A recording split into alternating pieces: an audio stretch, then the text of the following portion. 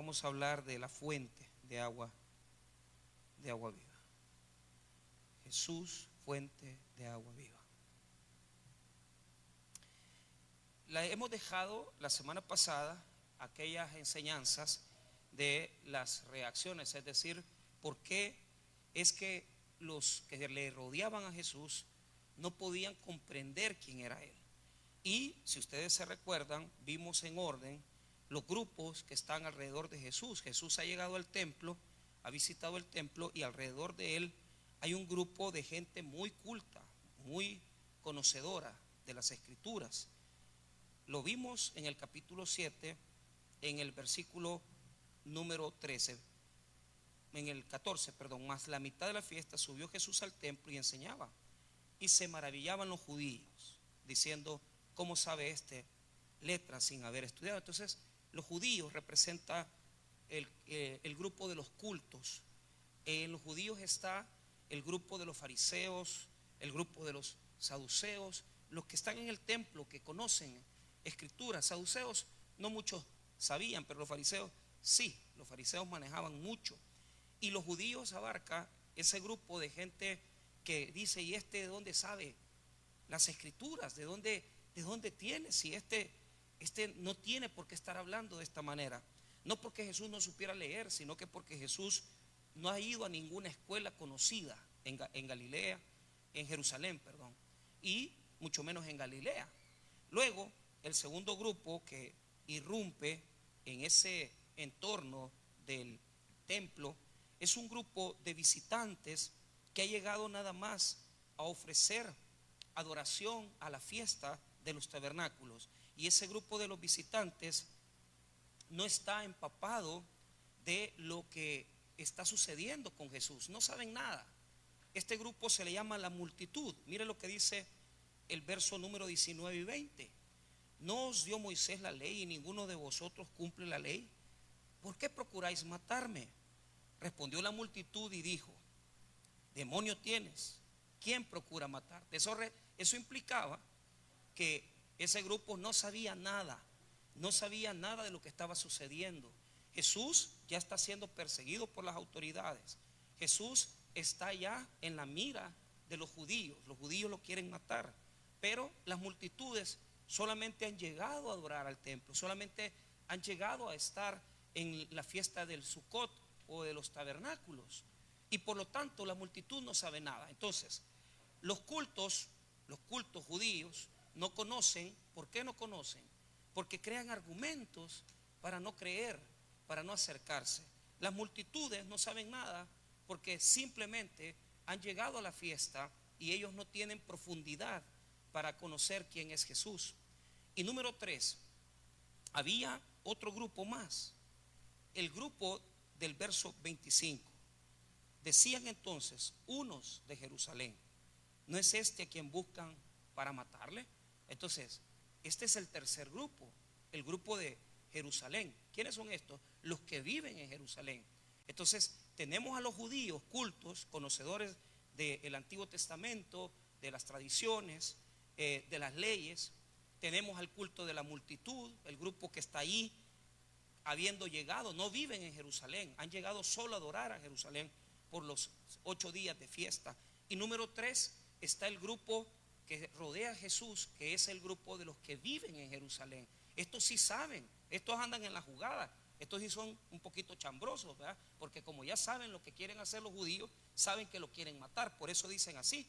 Verso 25, decían entonces unos de Jerusalén, ¿no es este a quien buscan para matarle? Estos sí sabían, estos sí andaban en la jugada. Pero les dije la semana pasada que una de las razones por las cuales este grupo, o sea, los 3 grupos, les cuesta comprender, no saben, porque ven a Jesús como un hombre, como un carpintero, como alguien que está ahí presentándose con señales, con prodigios, con predicación, con instrucción, pero no saben descubrir en Jesús. ¿Sabe por qué?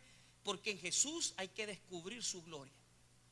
Y esto, hermano, es algo que nosotros tenemos que enfocarnos. ¿Por qué? Porque en Jesús hay que descubrir su gloria. Nosotros podemos llegar a estas mismas condiciones a las que tenía tanto la multitud como los judíos o como los habitantes de Jerusalén, no descubrir nada en Jesús. Y yo les terminaba el sermón diciendo que no importa lo que usted diga que es Jesús para usted, porque usted puede decir que Jesús es su Dios, pero la pregunta no es que usted me diga realmente que Jesús es Cristo.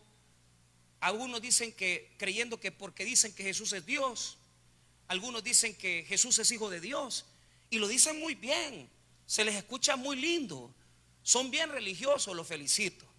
Pero aquí no se trata de lo que usted dice, se trata de una sola pregunta: ¿qué le has dado a Jesús para demostrar que Él es el Dios de tu vida? Eso es lo que yo quiero preguntar. Diga lo que sea, diga que ya aceptó a Jesús, diga que Cristo vive en usted, diga que usted es servidor, nada de eso cambiará el escenario. El único cambio de escenario es cuando usted es capaz de darle a Jesús todo. Por eso la divinidad de Jesús se descubre, la gloria de Jesús se descubre, pero se responde. ¿Por qué? Porque algunos quieren tener a Cristo como que fuera un santo puesto en la casa, quieren tener a Cristo como imagen. Y a mí me encanta la gente que en su casa tiene imágenes religiosas, la Santa Cena, la imagen de Jesús. ¡Qué bonito! La pregunta que te tengo es una solamente: ¿qué le has dado a Jesús para que Él sea Dios en tu vida? ¿Qué le has dado? Porque lo que podemos decir es lo siguiente: la mayoría se llena la boca de decir que Jesús es grande, que Jesús es Dios, que Jesús aquí. No les han dado nada, no le han dado nada como para decir y demostrar que Cristo es el Señor en sus vidas.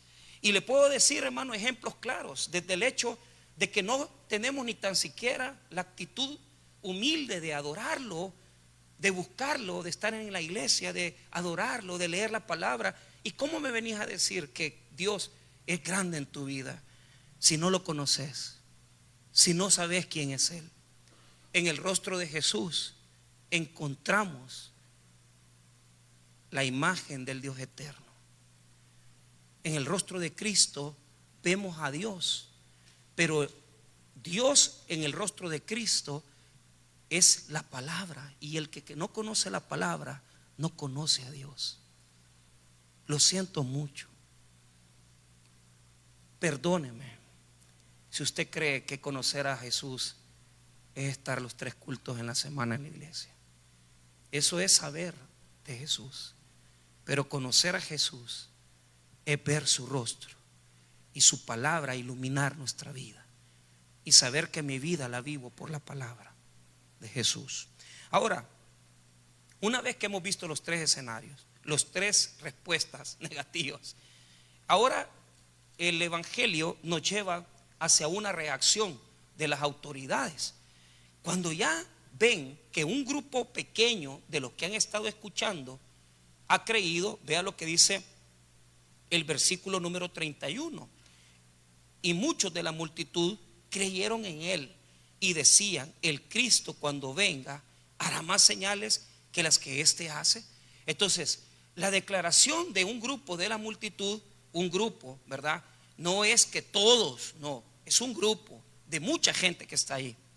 Es creer, creen en la palabra, han oído, y entonces ellos se sienten convencidos de que han creído ahora en Jesús. Pero esa declaración de que este grupo cree no le cae muy bien a las autoridades, porque ya ellos comenzaron a escuchar lo siguiente.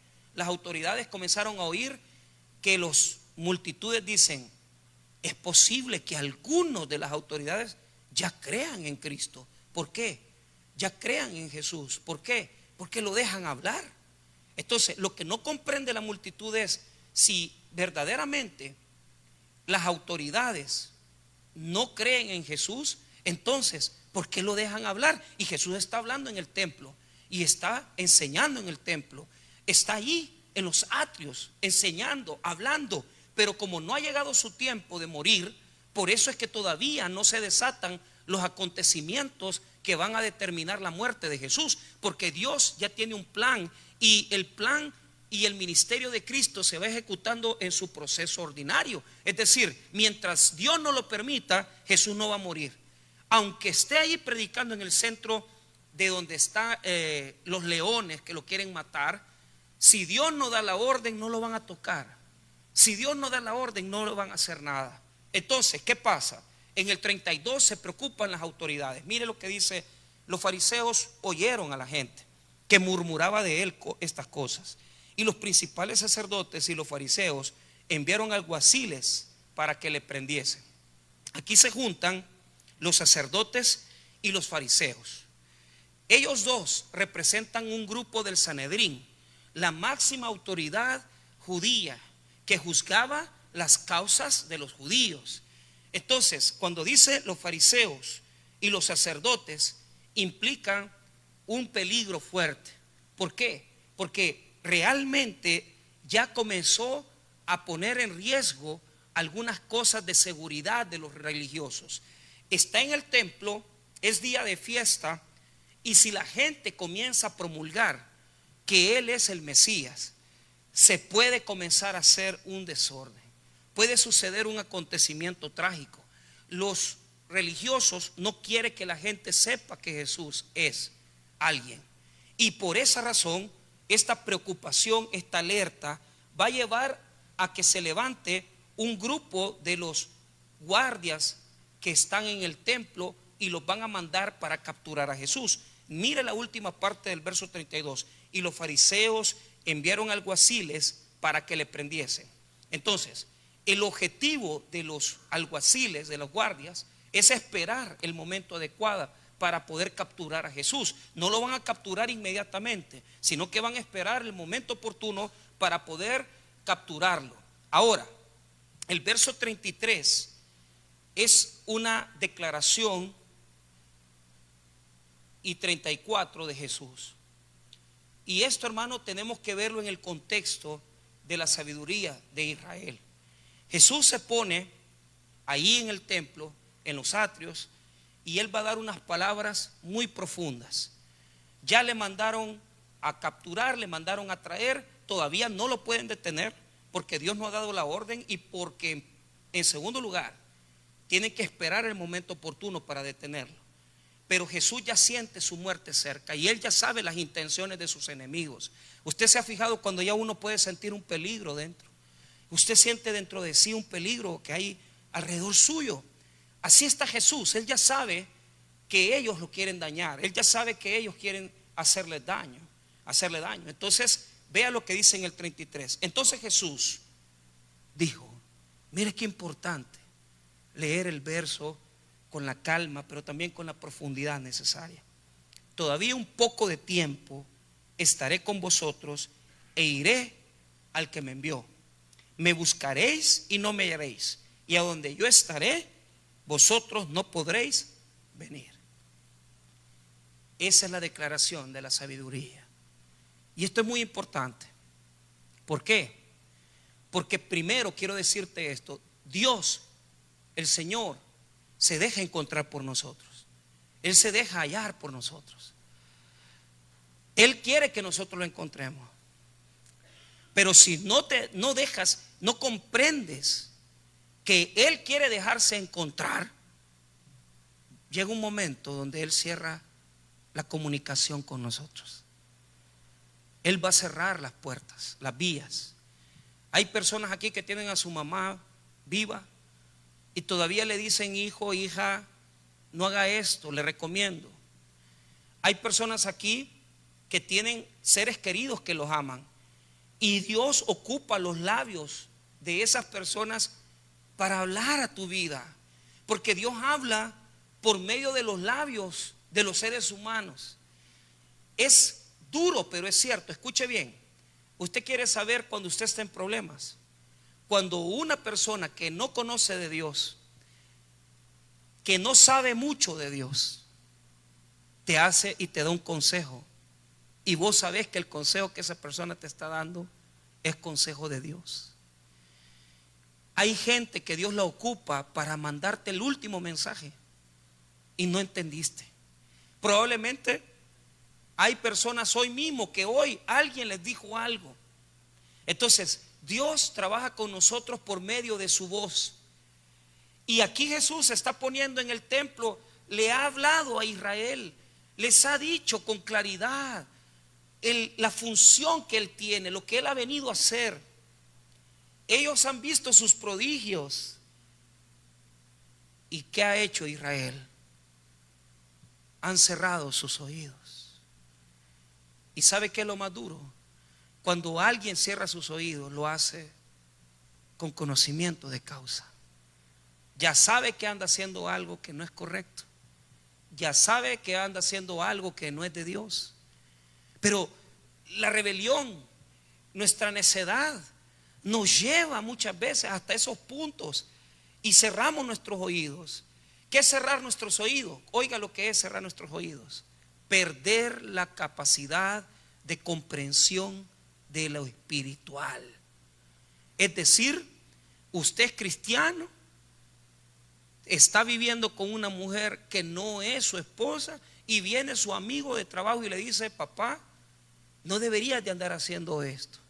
¿Cómo es que una persona que no tiene nada que ver con la fe te corrige y tú no entiendes?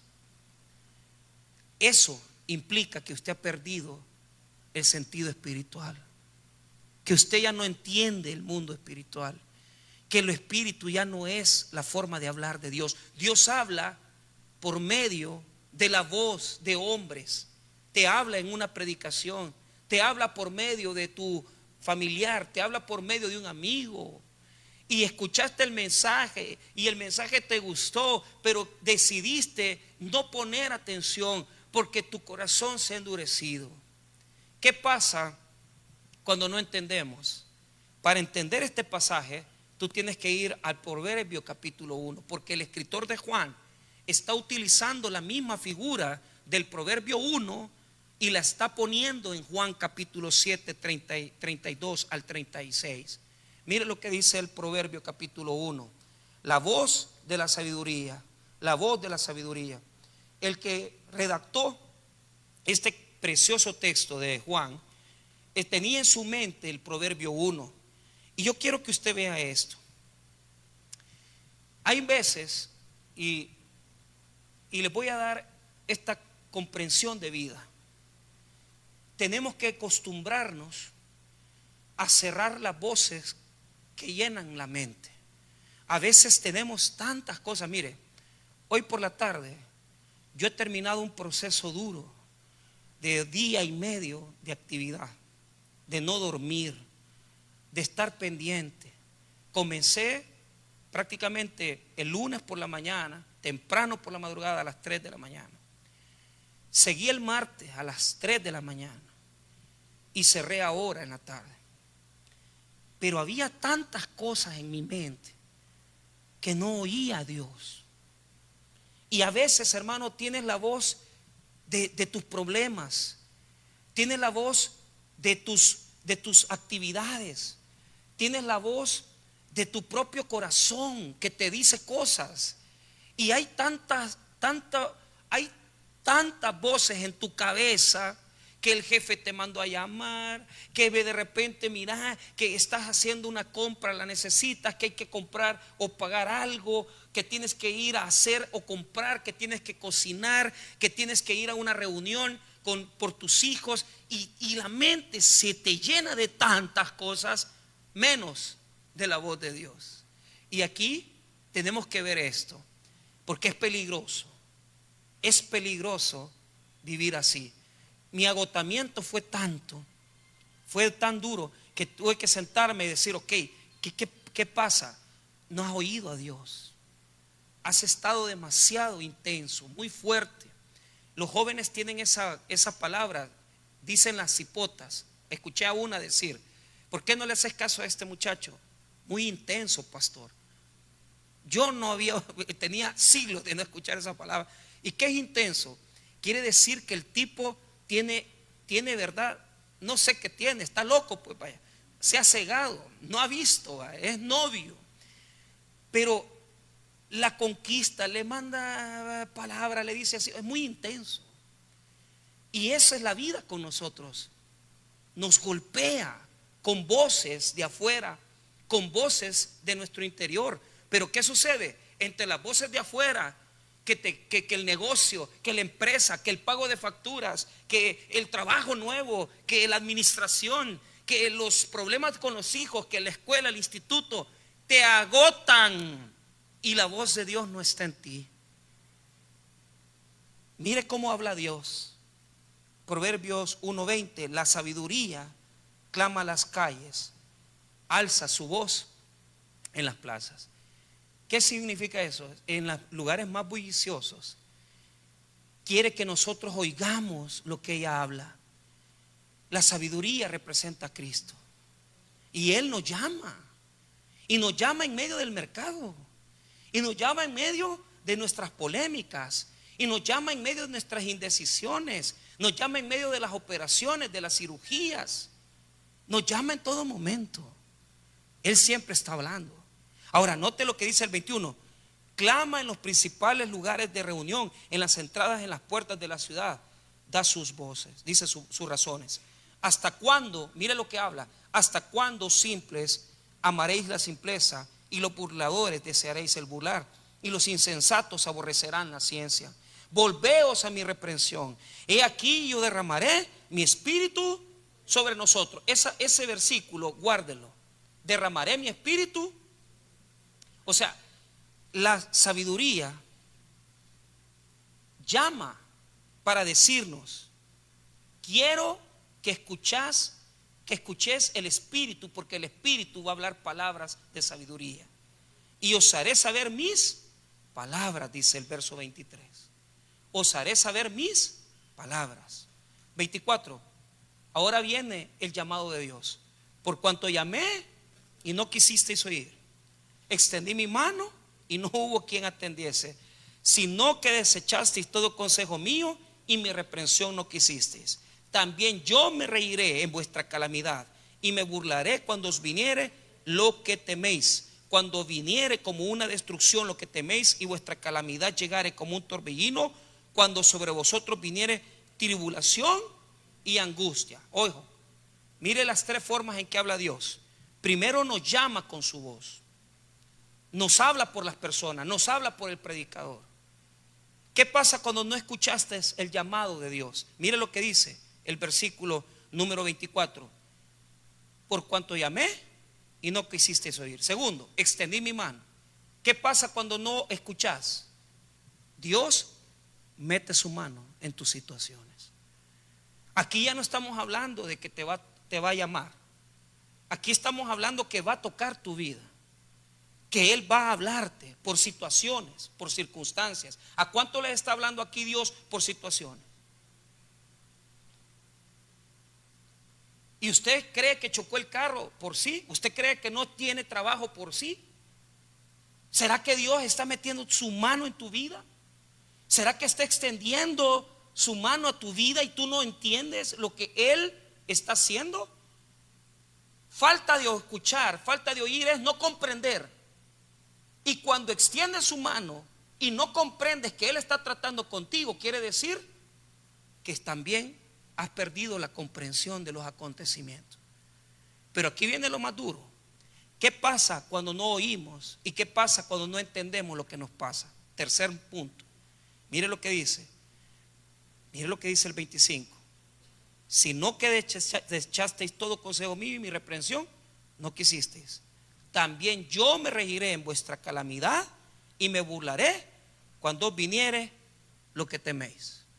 Prepárate. Porque ahora Dios ya no te va a hablar por voz ni por situaciones. Te va a hablar por lo tercero, lo más duro, por el silencio. Por el silencio. Por el silencio de un duro problema. Por el silencio de una dura situación. Mire, constantemente yo tengo que hablar con personas que pierden el sentido espiritual, que no es hasta que están viviendo una situación dura que comprenden lo que Dios está hablando. Entonces, Dios habla por la voz de personas, Dios habla por situaciones, pero cuando no entiende ni por voz ni por situaciones, va a hablar por el silencio. Y el sonido del silencio es duro. ¿Y por qué el silencio, pastor? Porque cuando te toca lo que más amás, mira lo que dice el versículo en el 28. Entonces me llamarán y no responderé. Me buscarán de mañana y no me hallarán. Ojo, hagan ayuno, oren, recen, bajen los santos. No va a responder porque has caído en la disciplina de Dios.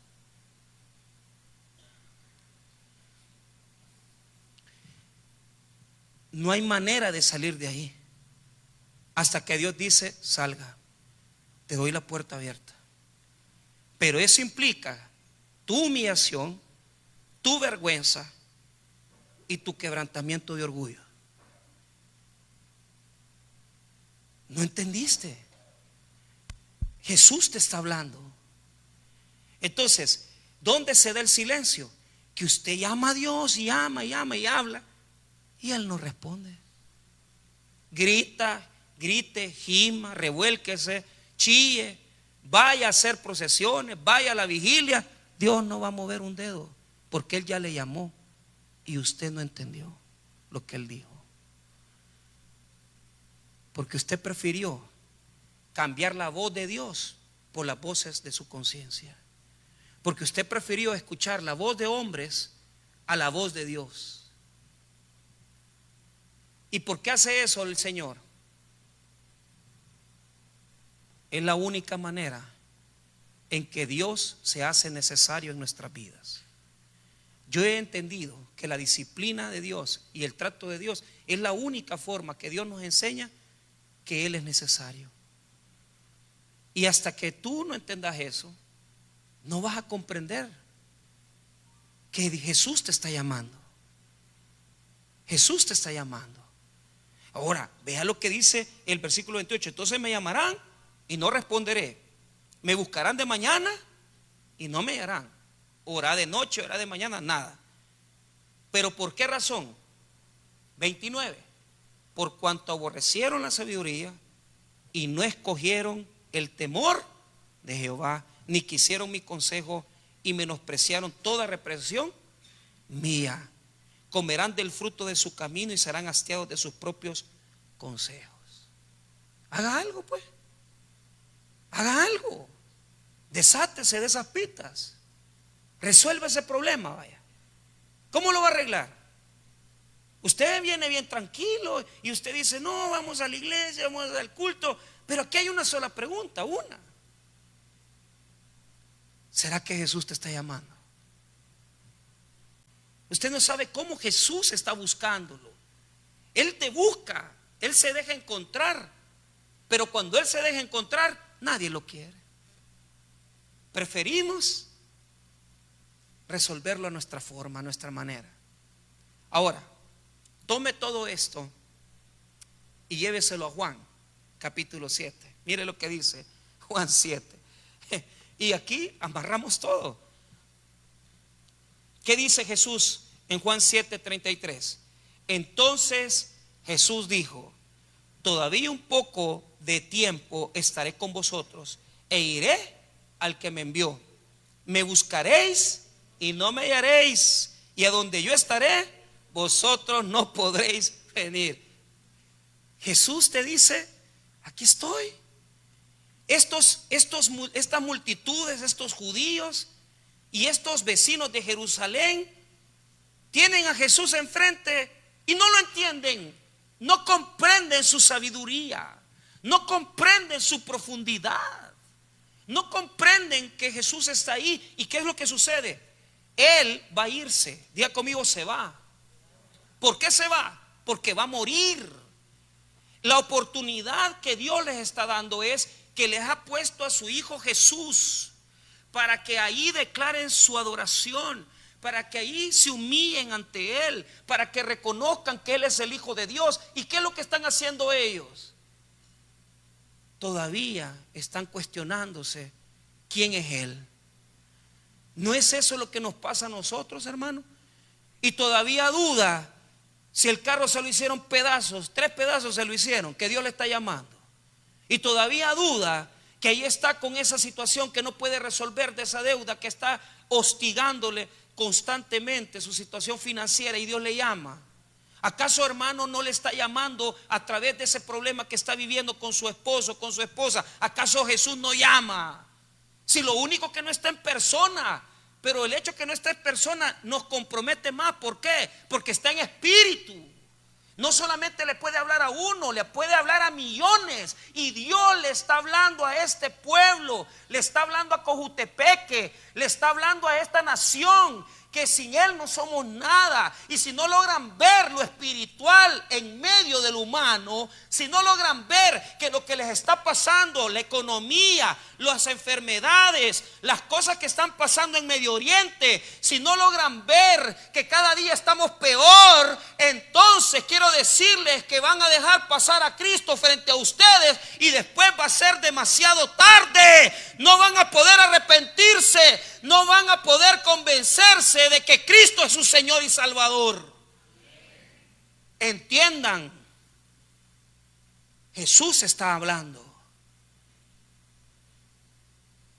Pero si no logras captar el llamado de Jesús en medio de lo que vives, y yo he aprendido esto en todas las situaciones de mi vida y la suya, Dios está en medio de todo. Dios está en medio de todo lo que nos pasa. Déjese hablar, déjese llamar, obedezca. ¿Por qué? Jesús les dice, les advierte, yo ya me voy. Y mire, cuando uno está en el TikTok todo el día, cuando uno está haciendo batallas todo el día, cuando uno está solo pensando en el billete que le va a caer, cuando uno solo está pensando en el enamorado, en la enamorada, me voy a casar con este, voy a ser feliz. Cuando uno está en el día y que, ay, es que yo, mire, yo trabajo duro, pero usted vive en lo humano. Usted vive en lo humano, usted tiene su puestecito, su negocio, usted vive en lo humano. Usted no comprende lo espiritual. Y le puede llegar a hablar Jesús enfrente, y usted no se da cuenta que ahí está Dios. Vea lo que pasó, la reacción de las autoridades. 35, miren cómo hablaron ellos. Entonces los judíos dijeron entre sí, ¿a dónde se irá este que no le hallaremos, que no leemos? ¿Se irá a los dispersos entre los griegos y se enseñará a los griegos? ¿Qué significa esto que dijo? Me buscaréis y no me hallaréis, y a donde yo estaré vosotros no podéis venir. No entienden. Ellos pensaban que Jesús a Paleca iba, ellos pensaban que a Chirilagua se iba. No les da el espíritu para entender que Jesús iba a morir e iba a ascender con el Padre. No les da. Mire, hay personas que no entienden lo espiritual. Mire, cuando te dejas llevar por el Espíritu, cuando dejas que el Espíritu hable, cuando el Espíritu te habla, tú sabes que es Jesús hablando, es la sabiduría hablándote. Él está ahí, Él está diciéndote, pero sos necios, somos necios. Entonces, en medio de esa situación, ellos no entienden, están hablando los religiosos y no comprenden lo que Jesús les ha dicho. Si tienen al Hijo de Dios enfrente y no comprenden lo que Jesús ha dicho, en medio de eso, Jesús, viendo la actitud, va a proclamar una gran palabra. Verso 37.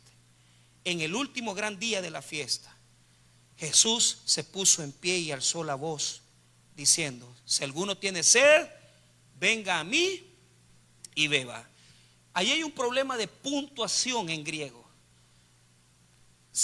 Los autores no están seguros de lo que quiso escribir en griego, pero como yo no vengo a enseñar griego, les voy a enseñar en español lo que dice. ¿Qué hizo Jesús? Se puso en medio y alzó la voz. Otra vez les está llamando. En la fiesta del Sucot, todos los días después del sacrificio de la mañana, el sacerdote tenía que ir a tomar agua de Siloé. Agarraba una vasija de oro, recogía agua de Siloé, de un estanque, y tenía que ir a donde está el altar del holocausto y derramar el agua ahí. El agua del altar se derramaba por las gradas donde está el templo. Ese era un símbolo, diga conmigo un símbolo.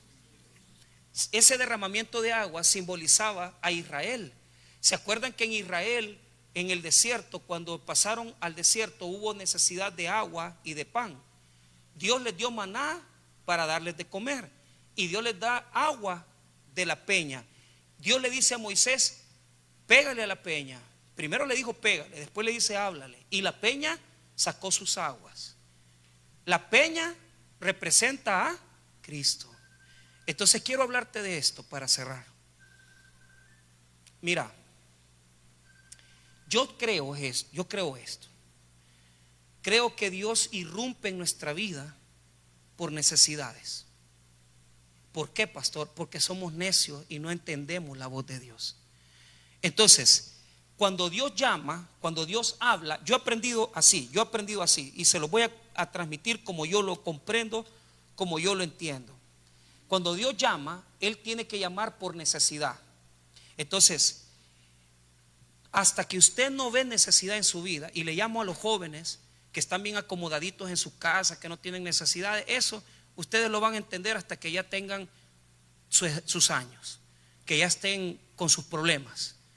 Por eso es que a los jóvenes les cuesta comprender, porque no han vivido necesidad. Pero los que ya tenemos más de 40, que ya van por los 50 y que los que ya están pasados, ya Dios nos habló en necesidad. Entonces, cuando uno pasa por necesidad, Dios entra y Él provoca tu sed. Él provoca sed en nosotros por el quebrantamiento. Entonces, la sed de Dios es la manera en que Dios entra a la vida de una persona para presentarse y decirle: estoy aquí contigo, búscame. Oiga lo que dice este texto, solo lo voy a citar. Salmo 42:1: como el ciervo brama por las corrientes de las aguas, así clama por ti, oh Dios, el alma mía. ¿Qué quiere decir? El alma del ser humano tiene sed, pero Dios crea el escenario, Dios crea los desiertos, y Él nos lleva a unas circunstancias de sed de Dios, que cuando usted anda pero en una situación crítica, usted tiene que buscar a Dios.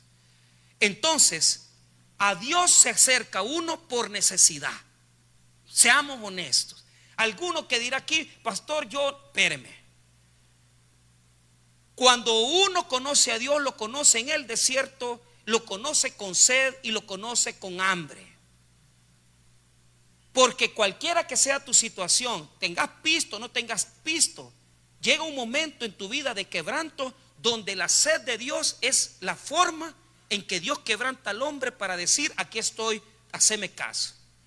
Entonces, la sed de Dios es sublime, porque a través de la sed de Dios, Dios se presenta ante nosotros. Pero este versículo dice así, vea lo que dice, solo léalo: el que cree en mí, si alguno tiene sed, venga a mí y beba. Jesús se hace la fuente de agua viva. Bebe de Cristo. Pero ¿qué es beber de Cristo? Beber de Cristo es saber que yo no tengo la capacidad ni los recursos espirituales para salir adelante, para vivir. Él se vuelve a alguien tan necesario en mi vida que yo sin Jesús yo no puedo vivir. Y voy a explicarles esto porque yo sé que muchos no lo comprenden. La sed de Dios es cuando necesitamos en la necesidad buscarle. Fíjense lo que estoy diciendo: cuando necesitamos en la necesidad buscarle, hay sed de Dios. 2, cuando lo que nos sucede de Cristo es algo más que la necesidad, sino que la satisfacción. ¿Qué significa esto? Fíjese bien, hay personas que pueden tener su comida y todo bien listo, pero no se sienten satisfechos. Eso es sed de Dios. Hay gente que lo tiene todo menos a Cristo. Entonces no tienen nada. No tienen nada, tienen sed. Esa es la sed. Eso es tener sed. Tener sed es que Dios irrumpe en mi vida por necesidad, sí. Pero a veces usted tiene todo y está insatisfecho. Usted no lo satisface su familia, no lo satisface el gozo, nada lo satisface. Eso es necesidad de Dios, es sed de Dios. Pero yo he aprendido esto. El cristiano debe aprender a vivir en sed. ¿Y qué es tener sed de Dios? Llega un momento en tu vida que todos los días tenés sed de Dios. Ya no es porque estás sin pisto, ya no es porque estás enfermo o saludable, sino que sabes que no podés vivir sin Él. Y mire, hermano, si hay momentos duros donde uno busca a Dios, es cuando uno está en necesidad, ¿sí o no? Pero los que aprenden a conocer a Dios todos los días son de necesidad de Dios. Y usted busca a Dios en la mañana, en la noche, como que anduviera en aguas, pero lo tiene todo. Porque no necesitas una necesidad para buscarle. Cuando usted ya no necesita una necesidad para buscar a Dios, quiere decir que usted tiene sed de Dios. Cuando usted ya no necesita que le pasen una situación difícil para buscar a Dios de madrugada. Cuando usted ya no necesita el que usted tenga que pasar por una enfermedad para orar. Cuando usted ya no necesita que un hijo se le enferme para arrodillarse, porque usted tiene satisfacción en Dios solo cuando está orando y cuando Él está con usted. Quiere decir que Jesús es parte de ti. Y Él se vuelve fuente de vida en nosotros. De tal manera que yo no puedo ser nada sin Él. Y Él es todo en mí. Yo les digo con honestidad, no sabría qué hacer sin Cristo. No sé. Y lo he aprendido a buscar tanto y a estar con Él tanto, que ya no puedo estar sin Él. Y podría en algún momento decirles que en mi vida puedo estar tal vez frío, puedo pasar por alguna situación en la cual yo sienta en mi corazón dureza, pero le garantizo una cosa: yo no sé qué haría sin Dios. Yo no sé qué haría sin Cristo, porque yo no encuentro sentido a mi vida sin Cristo. No sé vivir sin Cristo. No sé qué es la vida sin Cristo. Y el día que Cristo me falte es porque ya me fui con Él. Ya no tengo sentido de vivir. El día que Cristo se vuelve eso, una necesidad diaria, una necesidad constante, quiere decir que encontraste ya a la fuente de vida. Ya no hay más. Ya no hay más. Después de eso no hay nada. Y te invito a que vuelvas a leer ese verso 37. En el último y gran día de la fiesta, Jesús se puso en pie y alzó la voz diciendo: si alguno tiene sed, venga a mí y beba. Ahí está Jesús, sabiduría llamándote.